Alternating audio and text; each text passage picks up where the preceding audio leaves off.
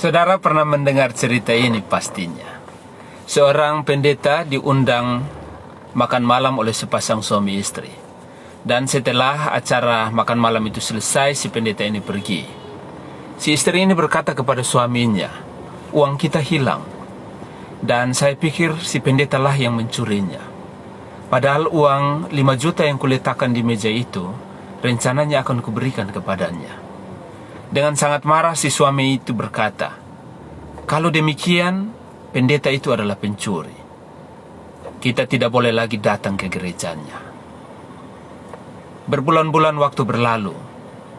Tanpa sengaja si istri ini bertemu dengan pendeta di tengah jalan. Dengan terpaksa dia menyapanya dan berkata, "Shalom, Pak Pendeta." Tentunya Pak Pendeta tahu dengan pasti bahwa sudah lama sekali kami tidak datang lagi gereja. Dan si pendeta ini berkata, "Ya benar, saya tahu. Suami istri, kalian tidak pernah lagi datang ke gereja. Apa yang menyebabkan kalian tidak datang?" Dan si istri ini berkata, "Kami sangat kecewa. Kami marah. Sebab setelah makan malam itu dan pendeta pergi, kami kehilangan uang sebesar 5 juta. Dan kami tahu bahwa pendeta lah yang mencurinya. Sebab tidak ada lagi orang yang datang ke rumah kami selain pendeta malam itu." Dan si pendeta ini tersenyum serta berkata, "Benar, saya mengambilnya. Tetapi saya telah meletakkannya di dalam Alkitab kalian berdua. Saya mengambil uang itu karena menghindarkannya dari tertumpahnya saus di meja. Dan saya percaya bahwa tentu kalian berdua akan setiap hari membaca Alkitab. Dan kalian pasti akan dengan mudah menemukannya di situ." Dan betapa malunya si istri ini. Ia bergegas pulang ke rumah. Ia kemudian langsung memeriksakan Alkitabnya. Dan apa yang terjadi? Benar, ia menemukan uang 5 juta yang dituduhkan kepada pendeta itu ada di dalam Alkitab mereka. Artinya bahwa sudah berbulan-bulan mereka rupanya tidak pernah membaca Alkitab bersama-sama sebagai suami istri.